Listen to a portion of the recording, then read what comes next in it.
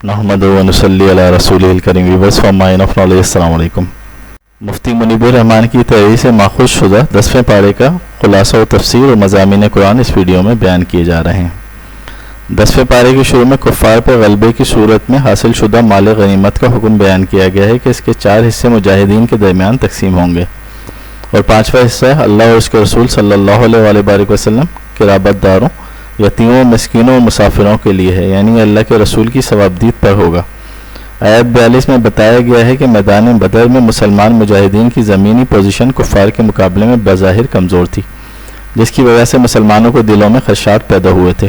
तो अल्लाह सुब्हानहू व तआला ने अपनी हिकमत बयान करते हुए फरमाया, ये इसलिए हुआ है कि अल्लाह अपने तयशुदा फ़ैसलों को नाफिज कर दे, यानी ज़ाहिरी कमज़ोरी के बावजूद मुसलमानों का गलबा और फ़तह मुकद्दर कर दे। और अल्लाह सुब्हानहू व तआला जो फ़ैसला फरमा देता है वो नाफिज होकर रहता है। आयत 54 में बताया गया है कि आले फ़िरौन और पिछली उम्मतें आयत इलाही को जुटलाने के जुर्म में हलाक की गईं। आयत 60 में फरमाया कि दुश्मन के मुकाबले में अपनी पूरी दस्तियाब क़ुव्वत और असबाब के साथ तैयार रहो, उसके ज़रिए तुम अल्लाह और अपने दुश्मनों को डरा सकोगे।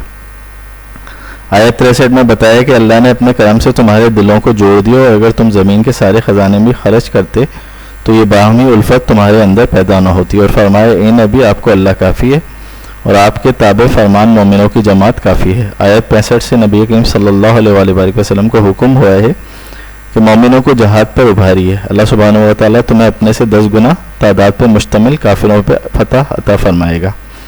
फिर बाद में जब मुसलमानों में कमज़ोरी आई तो फरमाया कि अल्लाह सुब्हानहू व तआला तुम्हें दुश्मनों की दुगनी तादाद पर फतह अता फरमाएगा। आयत 72 में बताया कि जानो माल से अल्लाह की राह में जहाद करने वाले मोमिनीन, महाजिरीन और अंसार सहाबा कराम एक दूसरे के दोस्त हैं। उसके बाद सूरह तौबा, सूरह अनफाल और सूरह तौबा के मज़ामीन चूँकि बाहम मरबूत हैं, इसलिए इन दोनों के दरमियान फसल के लिए बिस्मिल्लाह नहीं लिखी जाती।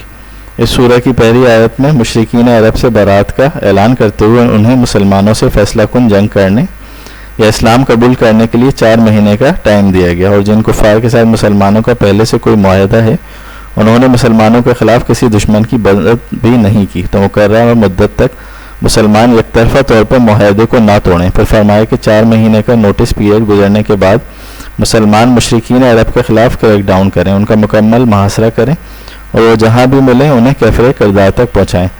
आयत में बताया गया कि कुफ़ार मुसलमानों के साथ मुनाफिकाना रवैया अख्तियार करते हैं और अगर उनकी अखलाकी हालत यह है कि मुसलमानों पर खुदा न खास्ता गालिब आ जाएं तो कराबतदारी का भी पास ना करें।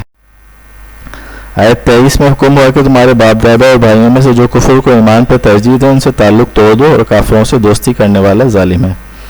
आयत 24 में उन तमाम चीज़ों का एक के बाद दीगर जिक्र फरमाया जिनसे इंसान को फितरी और तबई तौर पर मोहब्बत होती है, यानी बाप दादा, औलाद, बहन भाई, बीवी या शोहर, कुंबा और कबीला, कमाया हुआ माल और तिजारत जिसके खसारे का खटका लगा रहता है और पसंदीदा मकानात, इन सब चीज़ों की मोहब्बत अपने अपने दर्जे में मुसल्लम। लेकिन ये सब चीज़ें मिल के भी तुम्हारे लिए अल्लाह और उसके रसूल और जहाद फ़ी सबीलिल्लाह से ज़्यादा महबूब हो जाएं तो ईमान का दावा तो दूर की बात है, फिर तुम्हें अल्लाह के अज़ाब का इंतज़ार करना चाहिए। आयत 25 में ग़ज़वा हुनैन का हवाला देते हुए फरमाया कि बाज़ औक़ात कसरत तादाद पर इतराना और नाज़ा होना भी शिकस्त का बाइस होता है। यही मुसलमानों के साथ ग़ज़वा हुनैन में हुआ और फिर अल्लाह सुब्हानहू व तआला ने अपने रसूल और मोमिनों पर क़ल्बी सकून नाजिल किया और ग़ैबी लश्करों से उनकी मदद फरमाई। आयत 30 में बताया गया है कि यहूद ने उज़ैर अलैहिस्सलाम को अल्लाह का बेटा कहा और नसारा ने मसीह को अल्लाह का बेटा कहा, मगर ये सब उनकी खुदसाख्ता बातें हैं, उन पर अल्लाह की मार है। मज़ीद फरमाया कि नसारा ने अपने उलमा और राहिबों को खुदा बना लिया और मसीह इब्न मरियम को भी, हालांकि उन्हें वहदहू ला शरीक अल्लाह की इबादत का हुक्म दिया गया था।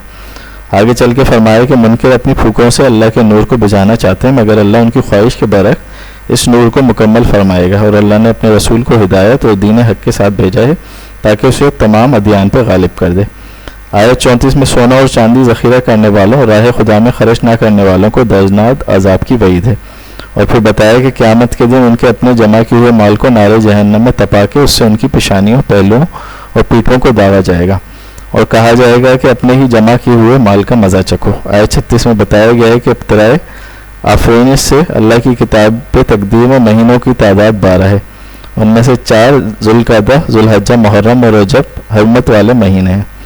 इन महीनों में जंग को ममनू करार दिया गया था। कुफ़ार मक्का जब इन महीनों में जंग करना चाहते तो उनकी तरतीब में रद्द बदल कर देते। अल्लाह सुब्हानहू व तआला ने फरमाया कि مہینوں کو مؤخر کرنا کفر میں زیادتی ہے۔ آیت 40 میں سفر ہجرت کے موقع پر غار ثور میں حضرت ابوبکر صدیق رضی اللہ تعالیٰ عنہ کی رفاقت خاص کی ایک شان امتیازی کے ساتھ بتایا، اور اس آیت میں 6 مرتبہ مختلف انداز میں سیدنا صدیق اکبر کا ذکر ہوا۔ پھر فرمایا کہ اللہ سبحانہ و تعالیٰ نے کلمہ کفر کو پس رکھا اور اللہ کا دین ہی سربلند ہے۔ آگے فرمایا کہ جب جہاد کے لیے عام لام بندی کا حکم ہو جائے تو پھر جس حال میں بھی ہو تمام وسائل کے ساتھ جہاد میں شریک ہوا جائے۔ پھر فرمایا کہ منافقین قسمیں کھا کر اور طرح طرح کے بہانے بنا کے جہاد سے پہلو تہی اختیار کریں گے، جبکہ سچے مومن دل و جان سے جہاد کے لیے نکل کھڑے ہوں گے۔ مزید فرمایا کہ جہاد سے پہلو تہی اختیار کرنے والے وہی لوگ ہیں جن کا اللہ اور قیامت پہ ایمان نہیں، اور جن کے دلوں میں شک کی بیماری ہے۔ ایک ایسے شک کے مارے جنگ میں شامل ہو بھی جائیں تو فساد کا باعث بنتے ہیں اور مجاہدین کی صفوں میں فتنے اور سازشیں کرتے ہیں، اور یہ لوگ پہلے بھی ایسا کرتے رہے ہیں۔ اللہ سبحانہ و تعالیٰ نے فرمایا، اے رسول کہہ دیجئے ہمیں ہرگز کوئی مصیبت نہیں پہنچتی سوائے اس کے جو اللہ نے ہمارے لیے مقدر کر دی ہے۔